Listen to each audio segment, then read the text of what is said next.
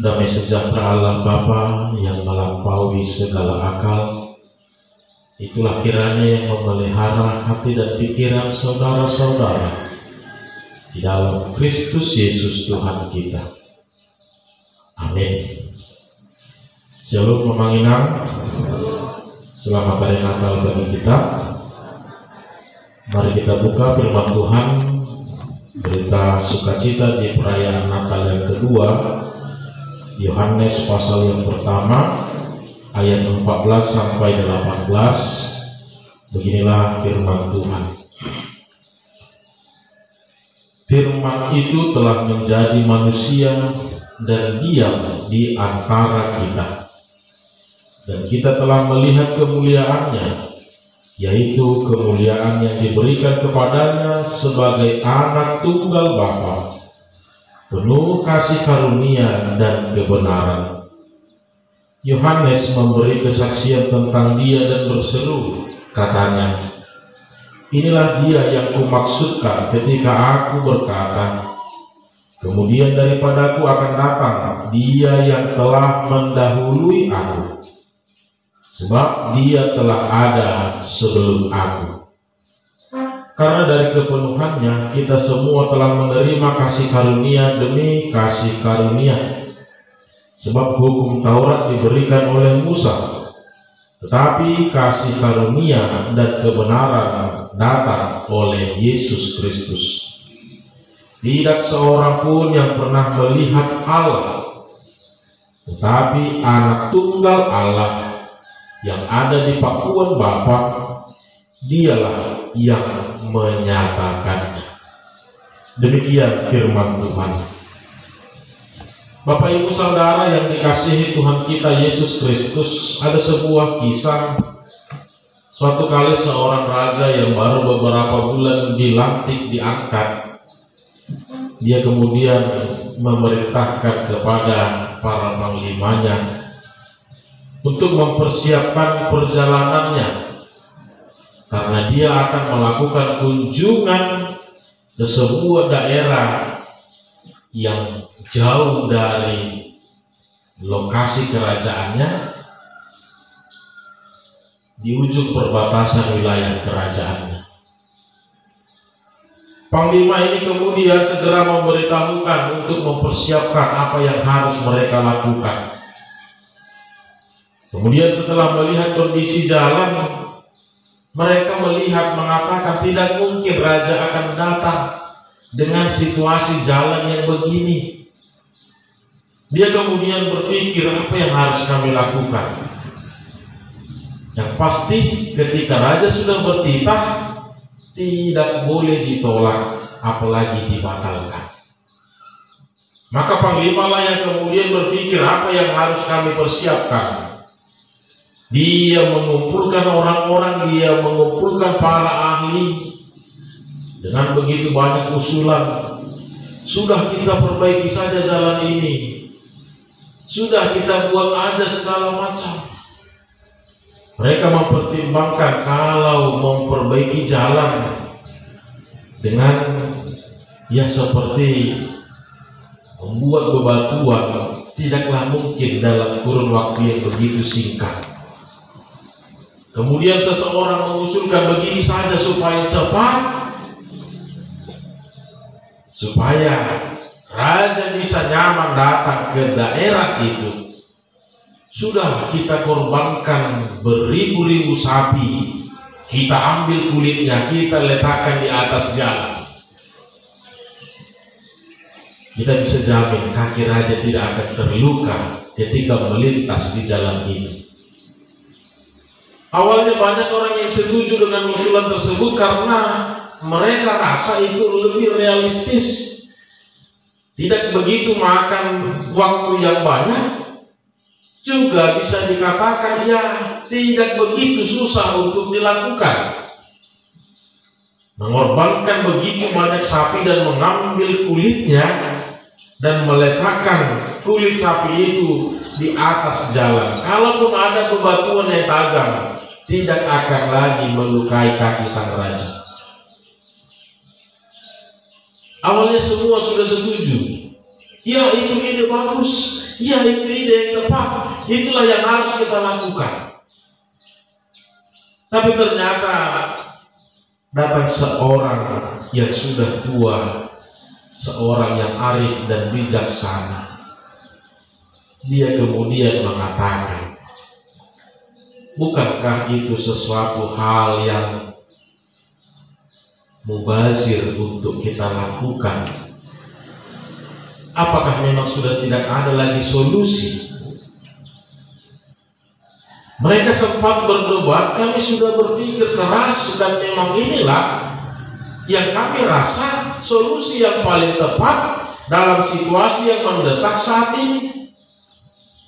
Kemudian seorang yang tua ini, dia mengatakan, bukankah alangkah lebih eloknya yang tadinya kita harus mengorbankan begitu banyak sapi, kita hanya cukup mengorbankan 1 ekor sapi saja. Kita mengambil kulitnya, tapi bukan jalan itu yang kita lapisi dengan kulit sapi, tapi mari kita buat sendal kulit sapi untuk raja. Lebih efisien dan lebih efektif. Yang tadinya mereka mau mengorbankan begitu banyak sapi dan melapisi jalan itu dengan kulit sapi, tapi seorang yang arif dan bijaksana tadi mengatakan, tidak perlu korbankan begitu banyak, tapi ambillah 1 saja. Kita buatlah sepatu atau sendal yang terbuat dari kulit sapi untuk dipakai raja.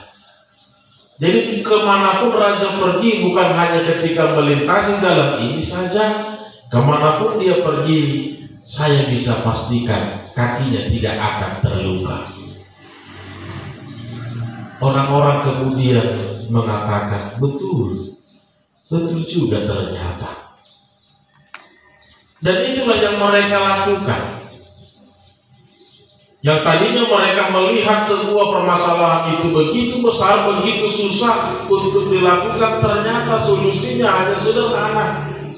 Yang tadinya mereka melihat sebuah permasalahan besar, padahal solusinya adalah sangat sederhana. Bapak Ibu Saudara yang dikasihi Tuhan kita Yesus Kristus, salah satu pesan penting yang selalu dikumandangkan dalam peristiwa kelahiran Tuhan Yesus adalah take action. Berbuatlah, mulai saja dulu. Itulah yang ditunjukkan orang-orang Majus ketika mereka melihat mendengar bahwa raja telah lahir. Mereka tidak perlu bertanya lagi bagaimana, di mana, dan lain segala macam. Begitu para malaikat memberitahukan kepada para gembala di padang, mereka tidak begitu banyak pertimbangan di dalam kehidupannya. Satu hal yang langsung mereka lakukan adalah, ayo, mari kita pergi ke Bethlehem. Kita lihat raja yang baru lahir ini. Hal yang mereka lakukan di dalam kehidupan itu, mereka berbuat apa yang harus mereka lakukan. Mulai saja dulu. Itulah yang harus dilakukan setiap orang di dalam kehidupan ini. Di tengah-tengah menghadapi kehidupan, tantangan ataupun segala macam, bahkan mewujud nyatakan setiap impian dan harapan. Ketika kita tidak memulainya, maka semua itu tidak akan pernah terjadi. Ketika kita tidak berani memulainya, maka itu tidak akan pernah terjadi. Itu hanya sebatas angan-angan saja. Kan hidup baik na dong istilah na magdok angan-angan project dolin na ka ang gubuin yan lasman yan arion laku 3 kon dong lakuan non om matusan dohot akan na asi so diulah ibadah do penalti buangan angan na Mulai saja dulu. Karena kalau kita tidak memulainya, maka kita tidak akan tahu bagaimana wujudnya ataupun hasilnya. Saudara-saudara, perikop hari ini bukan hanya berita sukacita bagi umat Kristiani. Seorang teolog Dietrich Bonhoeffer juga mengakui sangat senang dengan Yohanes pasal yang pertama ini. Juga seorang tokoh pluralis, Gus Dur dan Quraisy, mereka menyenangi ayat ini karena disinilah sebenarnya letak teologi orang Kristen yang sebenarnya. Mereka mengatakan bahwa teologi Kristen itu tidak lagi sebatas angan-angan, tidak lagi sebatas konsep, tidak lagi sebatas wacana, tetapi sudah menyentuh kepada kehidupan orang banyak. Mereka melihat yang tadinya Allah itu digambarkan dalam firman saja, perkataan saja, nubuatan-nubuatan saja, tapi peristiwa kelahiran Tuhan Yesus jelas mengatakan bahwa Allah itu bukan lagi berada di atas, tapi sudah berada di tengah-tengah manusia. Itu sebabnya mereka menyenangi dan mengatakan teologi Kristen adalah teologi yang realistis. Tidak lagi sebatas angan-angan, tidak lagi berasal, tidak sebatas hanya di atas, tapi sudah menyentuh kepada kehidupan orang-orang Kristen. Dan memang nyata Bapak Ibu Saudara, Allah yang tadinya kita kenal hanya dengan sebuah firman, berada di atas seolah-olah jauh dari manusia, dari dunia ini, tapi di dalam Kristus Yesus jelas dan nyata bahwa Allah itu tidak pernah jauh. Allah telah hadir di dalam diri manusia. Dan ini juga mau meyakinkan kepada kita Bapak Ibu Saudara, ketika kita diperhadapkan dengan segala tantangan kehidupan seperti yang dirasakan Tuhan Yesus, ini mau mendobrak, membongkar paradigma-paradigma yang mengatakan tidak mungkin, tidak akan sanggup, tidak akan bisa, itu mustahil dan lain sebagainya.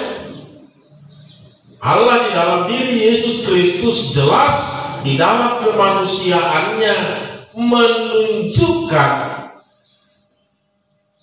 bahwa apa yang Anda katakan selama ini tidak mungkin. Lihat, Yesus telah membuat itu menjadi mungkin. Apa yang Anda katakan itu mustahil, lihat di dalam diri Yesus itu akan menjadi nyata.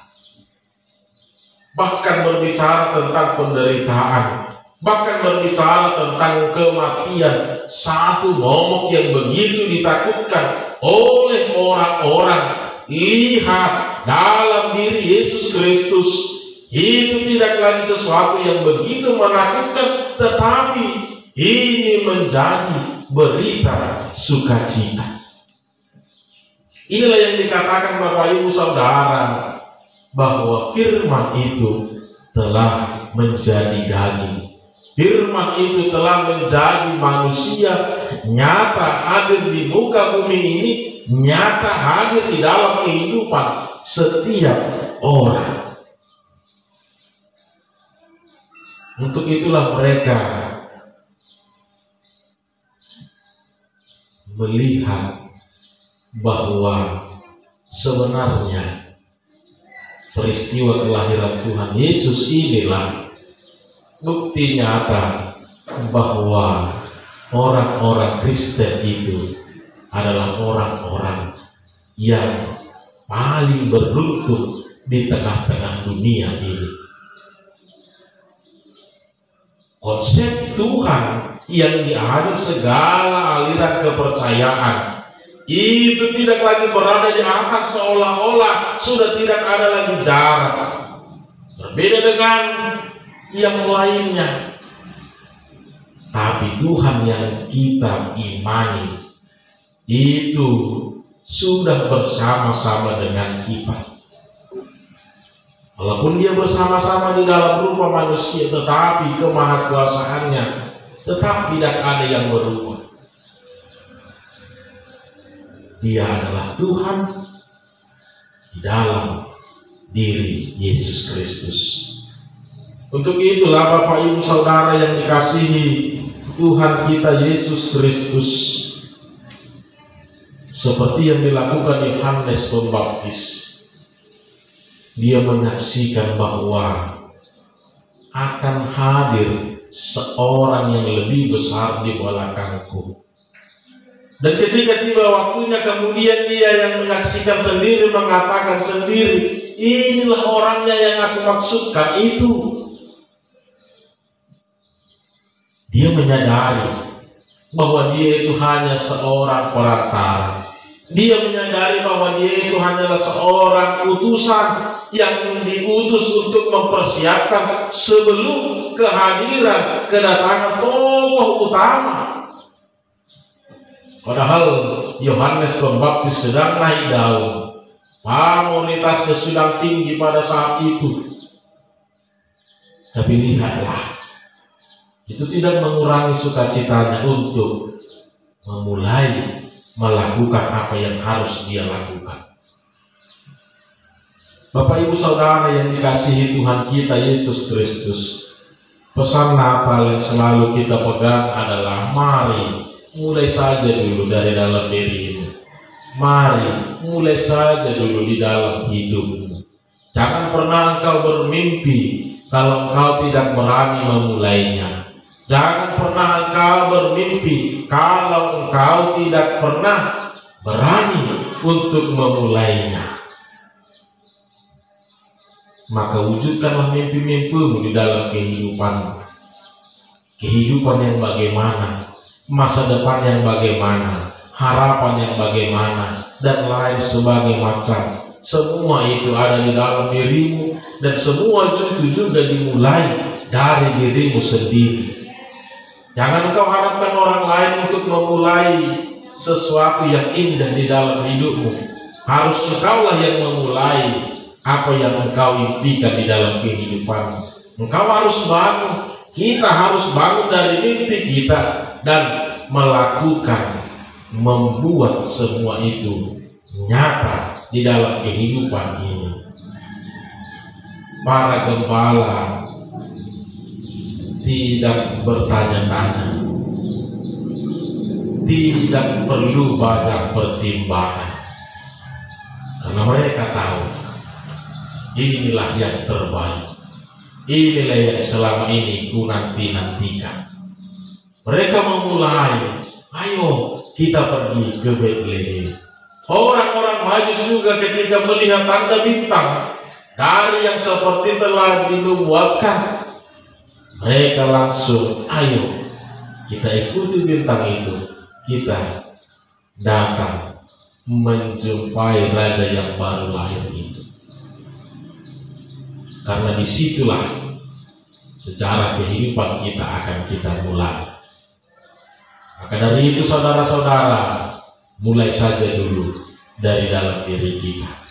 Apa yang kita impikan, apa yang kita inginkan di dalam kehidupan kita, mulai saja dulu. Yesus telah hadir di dalam diri manusia. Ini mau mengatakan kepada kita, memang mengandalkan kemanusiaan kita itu tidak akan mungkin. Tapi lihatlah, Allah selalu menyertai kita. Maka apa yang tadinya tidak mungkin, dalam iman itu akan menjadi mungkin.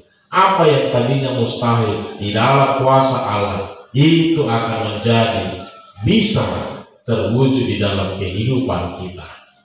Amin.